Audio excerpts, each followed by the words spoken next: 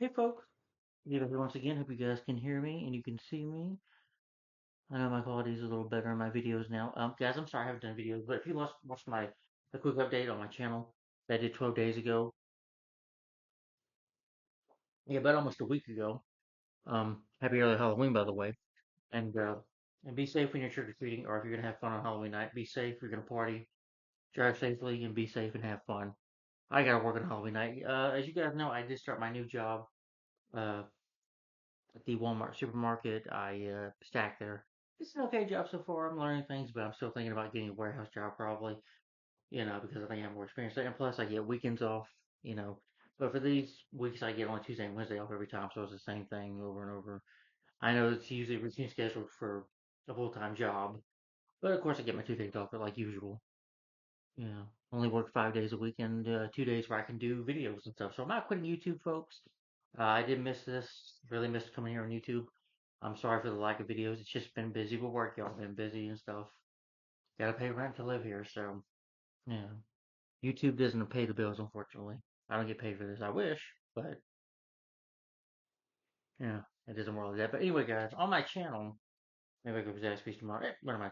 Yeah, I love viewers Zaxby's a lot. But anyway, this is my favorite fast food restaurant. But anyway, as I've been doing, y'all know I've been doing a superhero marathon on my channel. Remember that this is my new channel with a mask profile picture on it, not the Batman one. Yeah. So make sure when this pops up, sorry. And thank you for the 72 subs, by the way, guys. I appreciate that. Keep on subscribing because I'm not going anywhere. You just have to be patient with me because I have work, you know. Yeah, and I work at nighttime, nighttime to the morning time. So when I come home, I'm sleepy. I take a nap. And I'm very, very tired. I sleep during the day, so yeah, I'm too tired to do video. I think it's just best when to do it when I'm off, work. Yeah, but subscribe to this channel. Yeah, and share it with your family and friends. I do appreciate the show very much. And I've been on doing superhero marathon, like I said. Every superhero movies, talk about some superhero shows I've done on the other channel. And this channel, I'm close to talking about a superhero show coming up. But for now, I am on the 2000s era of superhero reviews. Now we're on the year, starting with the year 2007.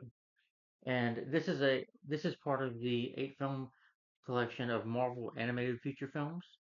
This is way before the MCU, and now I'm going to be reviewing the 2007 superhero animated, I guess CGI superhero film. We'll call it that. That's what it is, pretty much. The Invincible Iron Man. Yes. Now this came out in 2007. This came out a year before the one with Marvel. With at this time, Marvel with their movies, the animated ones are doing well, but Marvel did great, of course, back in the 90s, 98 with Blade, but, Marvel's in the 80s, like with Howard the Duck. You had the TV Incredible Hulk movies, which I guess can people consider Charlie the Incredible Hulk, that's decent, but I do enjoy Incredible Hulk Returns. Howard the Duck is so bad it's good in my opinion, but that's not really a good movie in my opinion. An actual good film, I would not call it that, but it's a bizarre movie. It's weird, but I can somewhat laugh at how bad it is. But it's got many problems. So I do look at Punisher, 1989, and I'm sorry. This was a time where this year you had two Marvel live action movies came out this year. You had Spider-Man 3, which I think I'm going to be mixed on, and Ghost Rider, which I mixed on a little bit as well, and Fantastic Four: Rise of the Silver Surfer. So yeah, and for then you had the Captain America 1990 movie, Death and Good Hope, which were disappointments. Fantastic Four, the Roger Corman one, which is a crappy film. I don't like that movie. In my opinion. Nick Fury's and Shield, which I didn't mind. And then I said like Blade, and you had the X-Men movies. First two were great. I didn't like X-Men 3. As if y'all watch my review of that. I love Blade 2. It is on the playlist for the videos I did on my other channel. I added the playlist on this channel, so you can watch those reviews. Spider-Man 2002, love that. Daredevil was underrated. Love X2. I hate Ellie's Hope. But there were some great ones like The Punisher, like I said, The Punisher, Spider-Man 2 were great. And the two Blade movies, you know. And hell, obviously, Daredevil Director Cut was great too. So they had some great ones, and then they had some crappy ones like Elektra. Elektra was crap. X-Men Last Stand I thought was crap. You know, but then you have the animated movies like Avengers 1 and 2, which were my last ones. But this was the time before the MCU, so I think at the time when they when this anime movie came out, they were making the live action movie. It was a Kevin Feige, and I think it was a bit of a risk because at the time, like I said, Marvel movies would get mixed reviews all the time or mixed receptions. So maybe it was time they had to risk it, but it did turn out to be a huge hit, as we all know, in 2008, about 16 years ago now. And the MCU still goes on today, unfortunately, with some of their movies. But I'll save those opinions thoughts for later down the road. Just focus on this now. So anyway, the 2007, The Invincible Iron Man. I really enjoyed this movie. You know what? Better yet, I'll show you it on my phone here.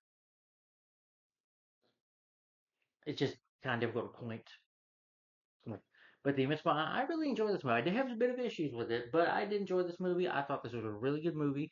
It's short. It's only 63 minutes long. So it's a very short animated film. It's not that long at all. At least it's part of the 8 film complete collection. This is before the MCU, by the way. You know, before the MCU happened. But The Invincible Iron Man, this was a great movie. I really loved this movie. It was short. It was really good. All right. Yeah. Let's see. Can't get much into the production, but I know Stan Lee was an executive producer on this movie. A.B. Alvord, who has done produced many Marvel movies, you know, and I know he screwed some up too as well. Uh,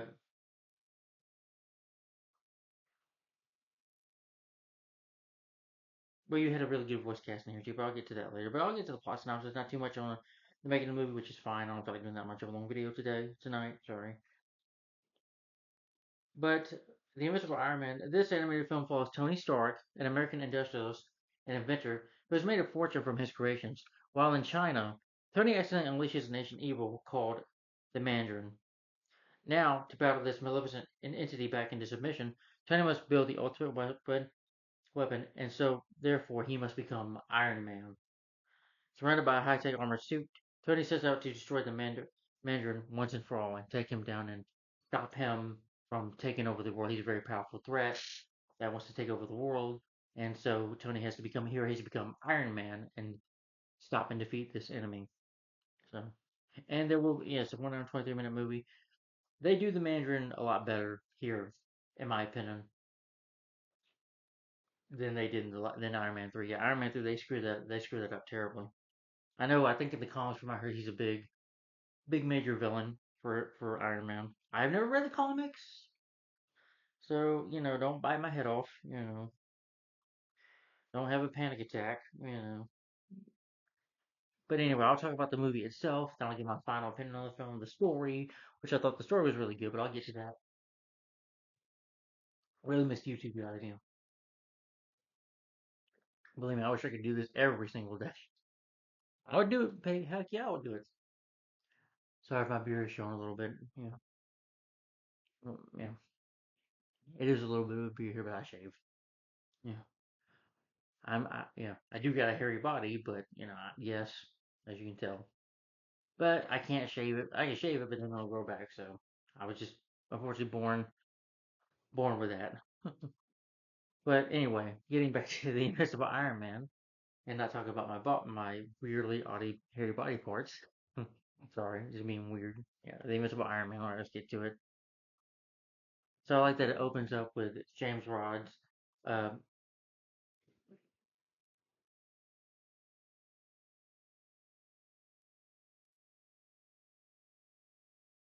Hold on.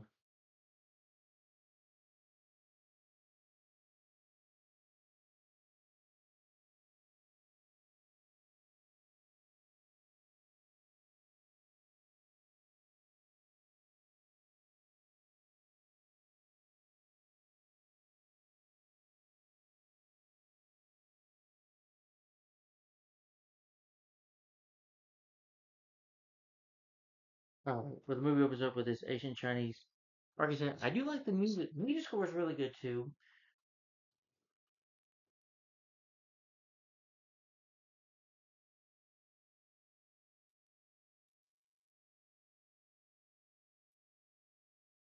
The music score is really good too. I like the opening. They move it up in China with this Chinese artifact in China, where I think it's like the statue of the Mandarin. Not Mandalorian. This ain't Star Wars. Levi, this ain't Star Wars. They actually starts glowing at the worker. The worker falls off the platform, like statue, like talks to him, and he falls over and he screams about it.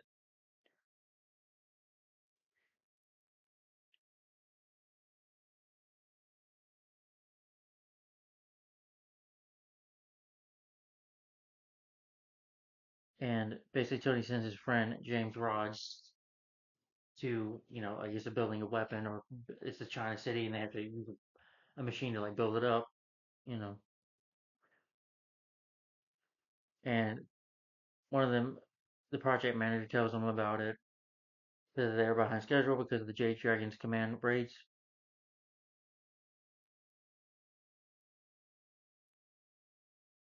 It's an ancient city that they're trying to help build up, trying to help.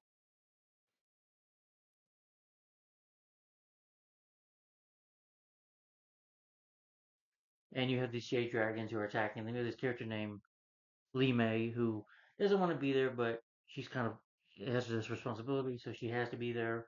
And this guy, Wang Chu, I think his name is, like later said, "You're gonna kill somebody. I'm gonna kill you." They attack the place, and he calls Tony Stark about the problem. And Tony Stark is, like I said, a billionaire, part owner of his company. But his father, Howard Stark, is alive in this animated movie, but him and his father have a distant relationship.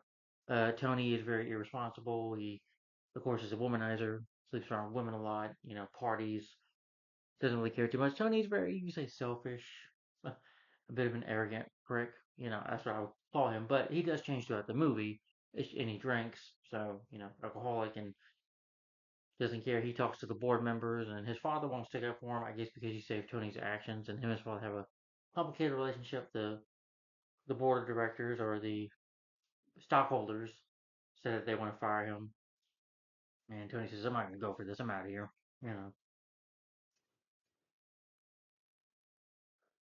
but he keeps telling Brody, "I'll come down there to China to help you," but he doesn't. He says, "You said that. You said that the week after, the week after. I mean it this time."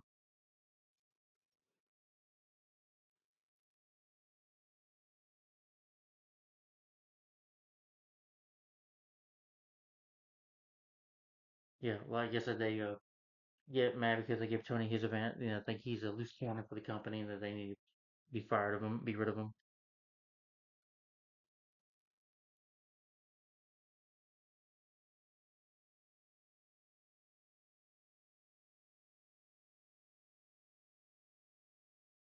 Later in the evening, though, Rhodes raises the well. You also have Pepper Potts, who's his assistant. They they raise the agency to the manager in the ground suit city level by expending liquid steel underneath the city. The Jerry Dragons plan another attack. Wong Chu threatens Lee May to take part in the raid, but she does. At first, she's about to kill Rhodey, but she hesitates. Rhodey knocks her out, and he gets knocked out and kidnapped by Wong Chun.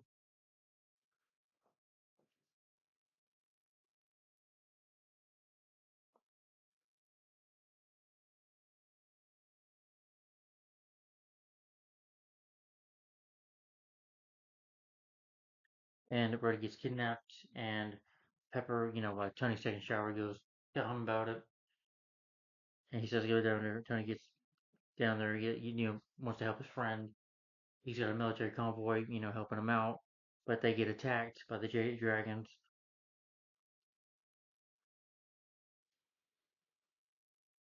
and he's got heart damage. When he's got the reactor in his heart, you know, as you can see, Iron Man has the reactor in his heart that keeps him alive because his heart was so damaged during the battle when not being attacked, you know.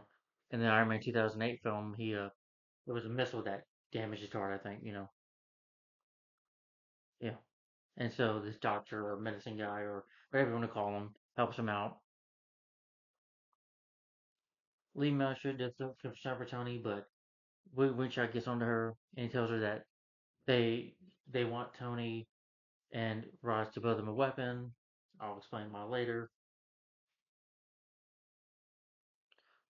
That they need him to build his weapon for them, and Tony thanks him for it.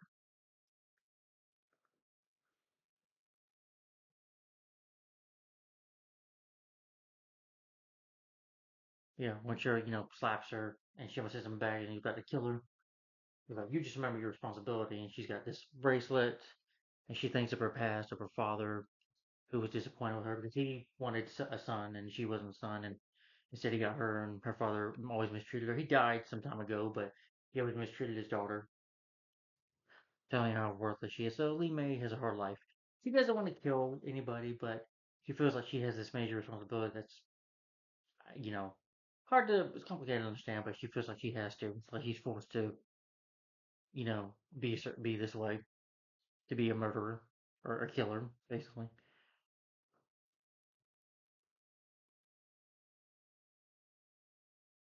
Meanwhile, these five elements awaken. What I like about this movie, though, is just like magic faces technology. I like how they do it here.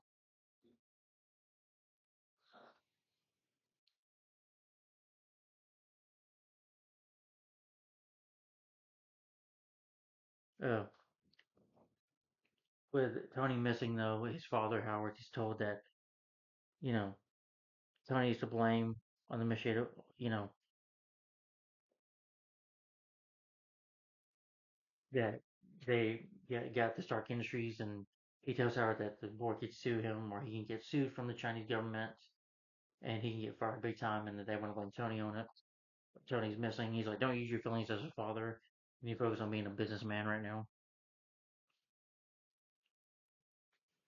He has this iron lung, this on his chest. He thanks for saving his life. He's like, well, why are we here? And she doesn't answer them. She doesn't reply. She walks away. It's like, and then James Rhodes jokes and says, "Well, that's the first a woman just walking away from him." Tony thinks the medicine man. He tells Tony about the Mandarin, about the elements and stuff. Tony somewhat doesn't believe it.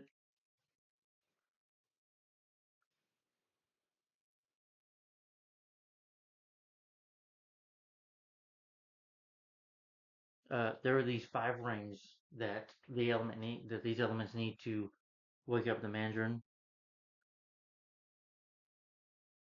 It's in Mount Bear beneath the city. Hu Yin explains the prophecy to, like I said, to Tony about the demon elements recover four bands of the underworld stolen by four monks upon the Mandarin's death. He gives Tony the location of the bands and urges Tony to stop the elements. Which now forces Tony to come up with the technology needed to reverse that has done to the Mandarin's Agent City, to rebuild it or refix it or whatever. And which says, good, there's another death in here, and he shoots the medicine man in the head. And Tony's like, innocent person just died. He's like, okay. So he wants them, to build technology you need to reverse what they did to build the Agent City up. They want to reverse that. So he's forcing Tony to do it. Like I say, being kidnapped, of course. But Tony doesn't do. He said he builds a suit of armor as they plan to escape because he's not going to have to murder innocent people.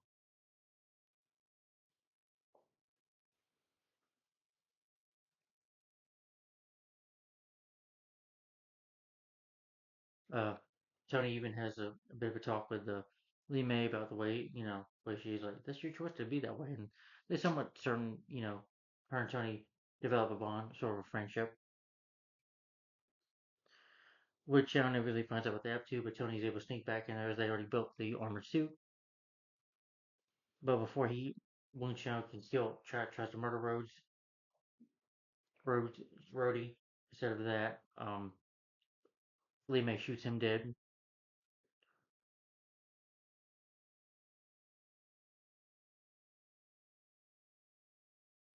They blame Rhodey. They plan to attack him. But Tony Stark wears the full body armor suit, which is a cool moment, and he's able to use like beams out of it.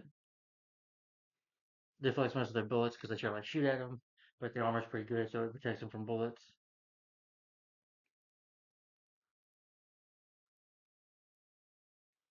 Tony tries to convince Lee May to come with them, but she's like, no, she refuses. Like, I must stay here. It's part of my duty, part of my responsibility. And he flies over Rhodey. They fly up into a plane to escape.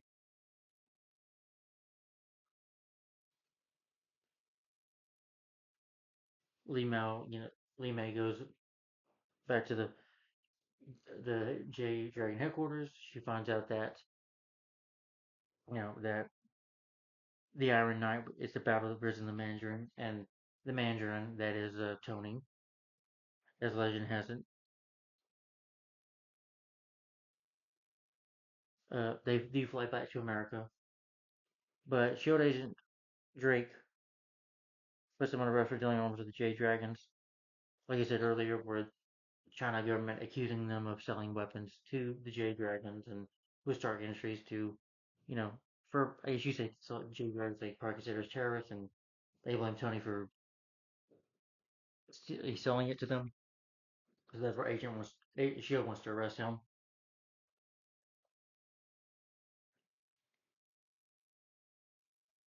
But Tony and Raj, before they get arrested, they file up the men and they escape into a car. It's a bulletproof car because the guy's like, Agent, the hell's his name? Agent Drake says, no, never mind. Hold your fire. It's bulletproof. The car.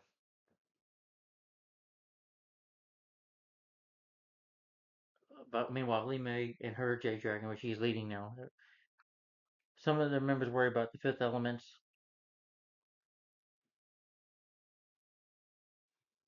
They try to fight her J Dragons. Along with Lee May, try to fight them off.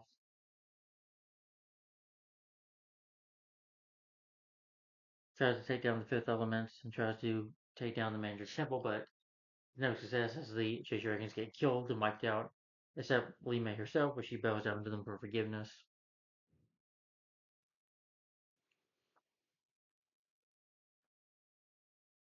Tony decides to go after the third ring because they're fugitive now. They can't really, you know, they have to again start Tower, which they help Pepper Potts because he's got these Mark armor suits, like pretty much the Iron Man suits. Well, as you would call them, are just suits that he built. But they had to sneak around. Pepper Potts is able to use her phone, like, "Oh hey mom," and talking to Tony, and she's able to sneak Tony in there. Was like, "Wait, you're down the hallway?" If she goes in the woman's bathroom, and then she tricks them. She smiles, and her Tony and Roger, able to get in there. And he shows them the interactive exosuits that he built, which will eventually be his Iron Man suits, which I've always liked that. Again, Tony Stark is not just a billionaire, but he's an inventor. He doesn't have powers or abilities, but he is smart and he's a genius and he knows how to build weapons. So that's what the Iron Man suit is for. He's just a normal man behind the suit.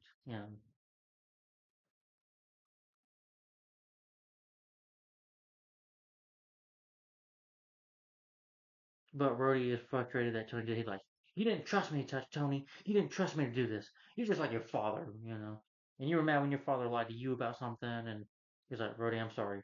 You're right. You're right. I've been a terrible friend. I'm sorry, my friend. I should have told you from now on we're in it together." Huh. Then I guess you can say he forgives Tony. And Tony, I guess you say, call himself Iron Man now. Well, this one really doesn't say that, but to me, he's Iron Man. But he does wear the Iron Man suit, the suit, and thanks to Rhodes distracting the guards, the Shield agents, and getting them to chase him, he gets arrested, of course, and so does Pepper. So as Iron Man, he dives into the Earth elements. They attack Iron Man, fights and destroys. Well, they push Iron Man to the monster. They like fight him first. Iron Man's like, "I'll take that ring," and he's able to go into the lava. But well, he has to have like a shield or whatever and the suit to protect him.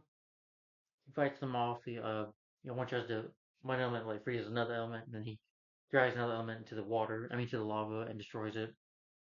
And the last element, which is like a big creature monster that has like a frozen face, he tries to like punch, but no success. But he's eventually able to destroy it. He uses rockets, a jetpack, of his boots, so he can fly to get out of there. But the suit gets destroyed, so Tony walks, has to go away.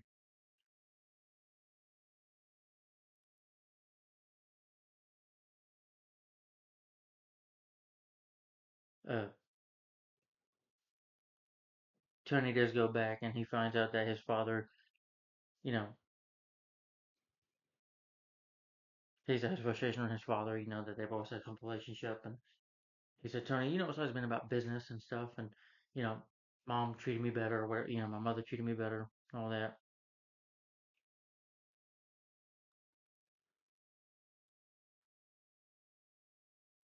And by doing this, Agent Drake is able to show him back, but Tony evades it. Pepper like accidentally whoop, grabs a lamp and trips him with it. Like, oops, I'm sorry. And then he arrests Pepper saying, for aiding and abetting. Takes her into custody.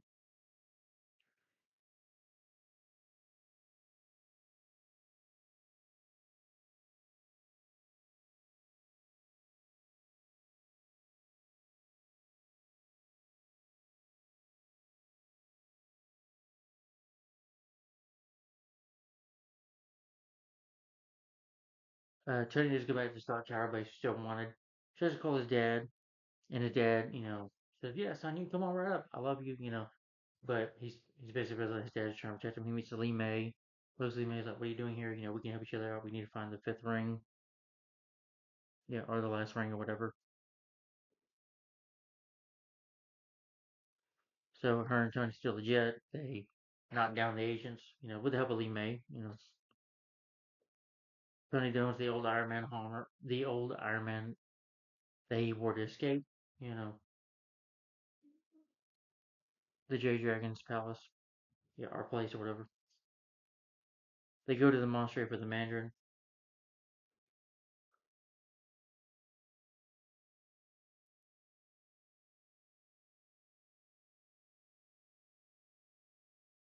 Iron Man fights the Earth Elements.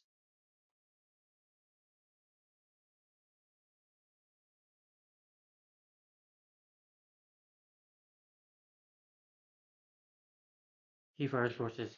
Iron Man has the energy blast. Which is able to defeat them and take them down.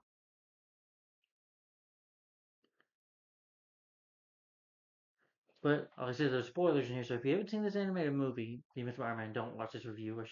I'll put it in the description down below too, because I don't want you spoiling for yourself. But anyway, what happens is Lee May informs Tony that her bracelet that she wears is the fifth element, the fifth ring, the fifth band, whatever. Sorry, no, this ain't the fifth element. This ain't with Bruce Willis. No. She gave the government the documents. She's the one that did it. He thought it was his father, but it was her. So that they could arrest him because she is basically the monster. She's supposed to open the manager, and her destiny is to basically let the manager come back to life to embody her soul or possess her soul, whatever, so he can come back to life and rule over the earth or take over the world or whatever. Yeah, I know. And it does work. Iron Man, fights these armies of statues. They do like all these bow and arrows at him. They knock him down. Don't kill him, but it just hurt his armor a bit. And he uses like a blast out of his chest to get them off. He does defeat them, but then Iron Man finds Dragon. Like I said, it's kind of magic here, so it's like magic phrases technology. Iron Man, is able to punch the dragon with the dragon and knocks him down. Almost kills him, but he uses a weapon to just spray the to get rid of the dragon. Kills it. Kills the dragon with the sonar beam. The sonar beam that raised beneath the ground that he uses. The manager possesses Lee May's body. Tells her to finish off Iron Man's like kill him. He's like Lee May. He's like, this is not you. You don't have to do this. It is your choice. You don't have to do this. And she's like, ugh. He's fighting it and chooses not to.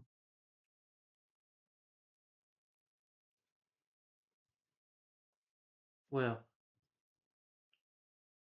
the Mandarin tries to kill her, but she's able to take off the rings. Takes off her fingers, and her bracelet destroys that, and the Mandarin gets destroyed. And she tells Tony, "I'm sorry." He's like, "Well, you do the right. You got. Of course, she does pass away. They share a kiss, and that kiss is more convincing that I bought that. That they again share that special bond. And I felt maybe Tony, loved Lee May, and that they had a good connection there. It's more believable than the Star Wars: The Rise of Skywalker with Kylo Ren and Daisy Ridley. Yeah, Ray when they kiss. That's just not really. That's I didn't buy that. But here I bought it.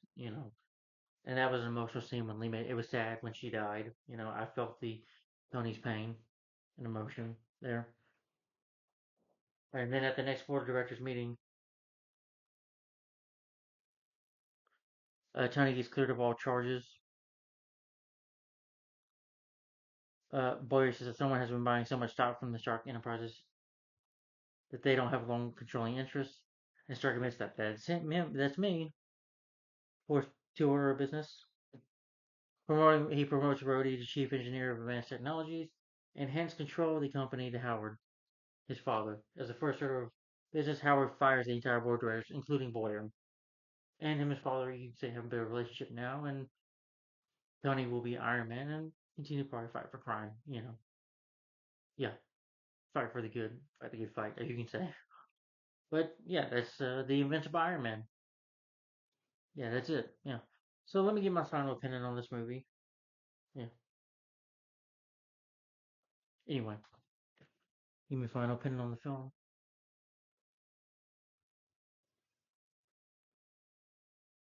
Anyway, so I love the Invincible Iron Man. This was a good film. I really loved it.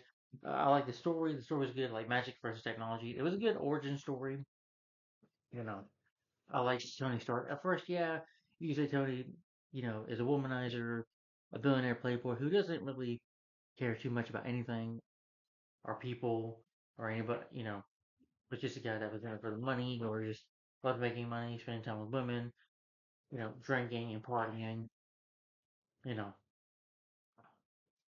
but eventually he begins to realize that I do like Tony's journey here, where he becomes Iron Man when he made him a better person, makes him a hero, and realizing what his weapons are doing is wrong, and he chooses to become Iron Man. He uses the suit of armor for good, like in the 2008 movie. But this one, he's fighting the Mandarin, and because in the Iron Man 2008 movie, it's Ironmonger Jeff Bridges who's the villain in that movie. Obadiah Stane, he fights in that movie. Different movie, different story as well. But again, this film had a good story as well. Before I get to my problems, the animation, there is CGI animation in here as well. That looks really good for 2007. I think it holds up pretty well in my opinion. Really good CGI animation. The action scenes are really good.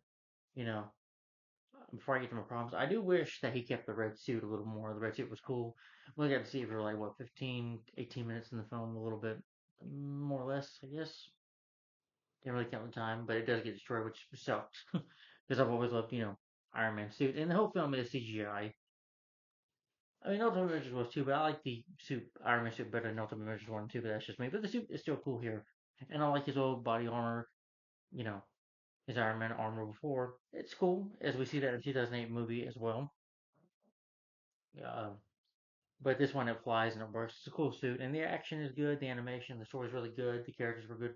I like Rhodey, a good friend. I like Howard and Tony's complex relationship. They had to work it out. They said to make it a father son business. You know, they said they're by the end of the movie their relationship improves.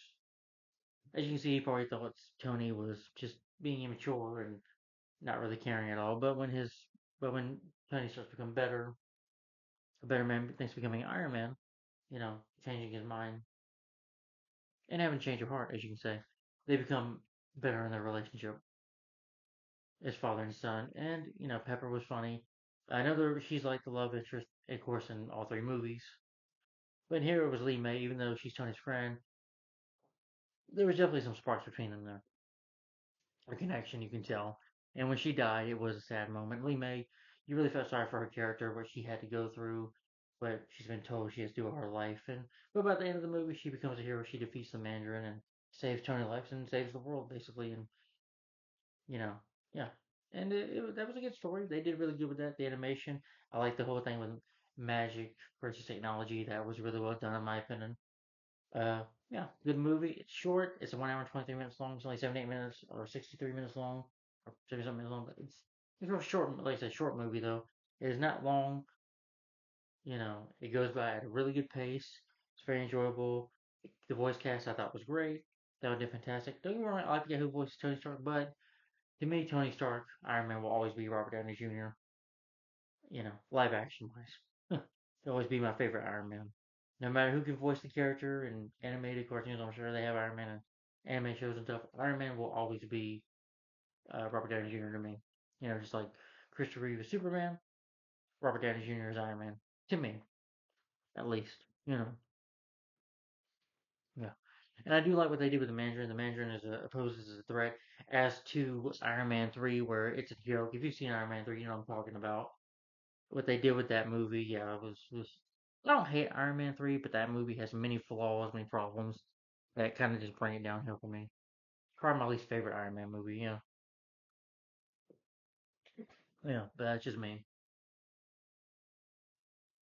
I remember that movie being a big deal when it came out. I remember the theater being packed. Oh, yeah. Nearly almost to the outside. But anyway, the Invincible Iron Man, like I said, this was before the 2008 Iron Man film. Now problems. I do wish that, like I said, he wore the suit more in the movie. I mean, I get it. He's got the prototype with, that's what he usually, I guess, in the comics he wears that. I haven't read the comics, but I can not, but I'm sure he did. And then we get the classic Iron Man suit, which I wish he wore more in the movie. You know, because Tony does have other, Mark armor suits that he can build. Of course, he's Tony Stark. He's an inventor. He can do that. But I wish he would event more. That'd be cool. I'd love to see more of that. That'd be cool more to see him in the suit. The manager was a good villain, but I thought I was disappointed by the ending a little bit. I mean, I do get Lee May defeated himself, but I do wish Iron Man had a fight with the Mandarin. It fights him a little bit, but he knocks Tony around. But maybe a little bit more of a fight if Lee May has still has the five rings on. He could still be alive. And I guess in the comics he's a ghostly figure. I don't know, but unless he killed Lee May and took the rings for himself, maybe Mandarin would have been able to live. But I do wish him and Tony had a fight or battle at the end. And you don't really get that.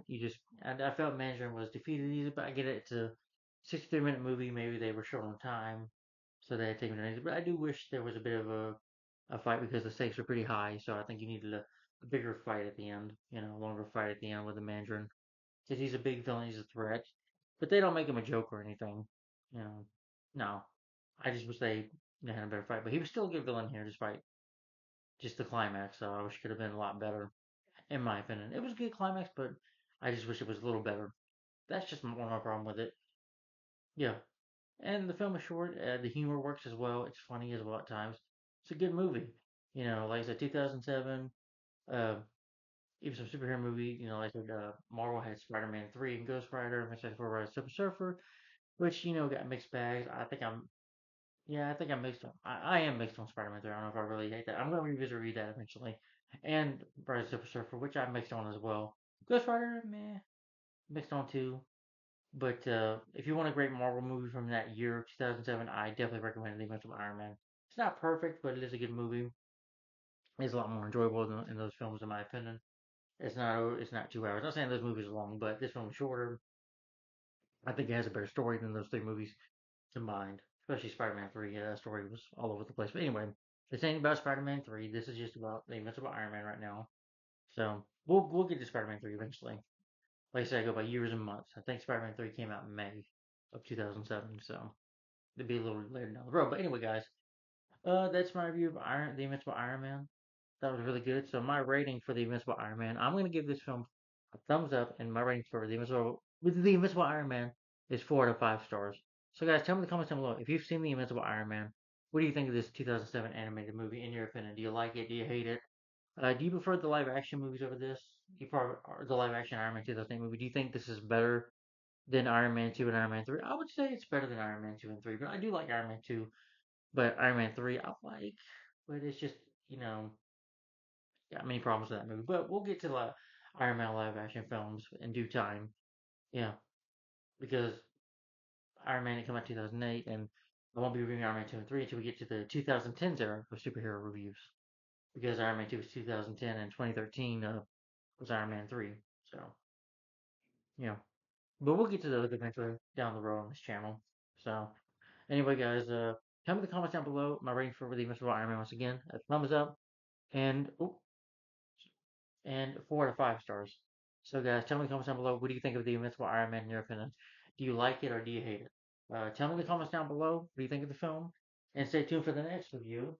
This time it is another Marvel movie, live action. I know I've just mentioned a couple times in this video, but never done a review of it before, so this ain't a review because I've never reviewed this film at all, my channel at all. And that will be the 2007 superhero film, horror superhero film. Yeah, good time to review it tomorrow because it is a horror movie, superhero film, but it's like a horror film. That's what that is. Starring Nicolas Cage and Eva Mendes. Wes Bentley and Peter Fonda, and Sam Elliott and Wes Bentley, and that is Ghost Rider. Yes, the 2007 film. Yeah, this will be the next review. I've already reviewed Hellboy. That was a couple something months ago, but now Ghost Rider. So Ghost Rider. Yeah, I used to have this on a DVD itself, but the DVD just on DVD by itself, but the DVD scratched up, and I found these at Walmart. These the double feature with Hellboy, so I was like, okay, I never seen Hellboy, and I was doing superhero marathon, and I like Hellboy a lot, so I did enjoy the Hellboy movie. If you want to watch my review of that, it's on my channel. Yes, and but Ghost Rider 2007, this will be when Nicholas starting Nicolas Cage. This will be next, so stay tuned for that. Probably not tonight. It could be tomorrow morning, sometime, maybe. Can't give you my word on that, but again, tell me guys in the comments down below what do you think of the Invincible Iron Man in your opinion. And stay tuned for my next Marvel review or superhero review. That is Ghost Rider. So stay tuned for that next. Thanks for watching, guys. Like, comment, subscribe. Thanks for watching. Bye bye. Bye.